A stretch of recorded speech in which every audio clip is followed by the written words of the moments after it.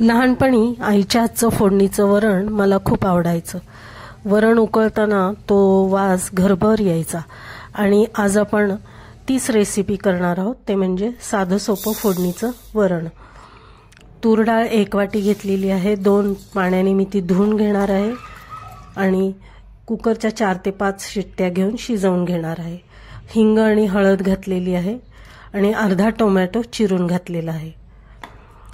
5 शिट्ट्या घेऊन मी वरण शिजवून घेतले। वरण एकदम मऊ शिजलेलं आहे।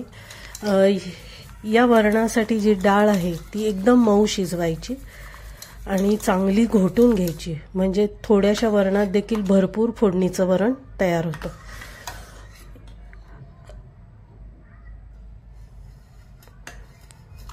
आवश्यक तेवढं पाणी घातलेलं आहे।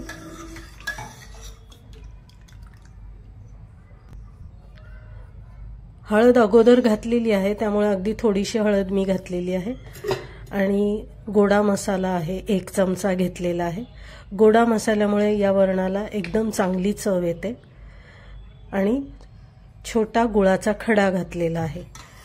आता इथे जर गोडा मसाला नसेल तर सुकं खोबरं, धणे आणि जिरे आपण बारीक करून घातले तरी चालू शकतं। मीठ देखील घातलेलं आहे चवीनुसार। तेल गरम झालेलं आहे फोडणीसाठी। मोहरी घातली, कढीपत्ता आणि 4 मिरच्या बारीक चिरून घातलेल्या आहेत। यात आपण तिखट नाही घालणार आहोत। फोडणी मात्र चांगली झाली पाहिजे। आता वरण घातलेलं आहे। आपल्याला घट्ट पातळ जसं हवं आहे तसं आपण पाणी घालू शकतो।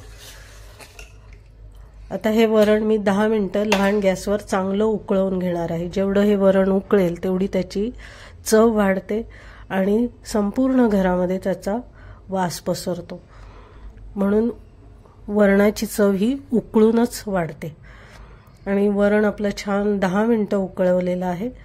मऊ भात घेतलेला आहे, त्याच्यावर मी वरण घातलेलं आहे आणि थोडंसं साजूक तूप आणि मस्त आजचा बेत आपला तयार झालेला आहे। आजचं फोडणीचं वरण तुम्हाला कसं वाटलं कमेंट्स देऊन नक्की सांगा। करून बघा, लाईक, शेअर आणि सबस्क्राईब पण जरूर करा। आपण पुन्हा भेटणार आहोत माझ्या पुढच्या व्हिडिओमध्ये।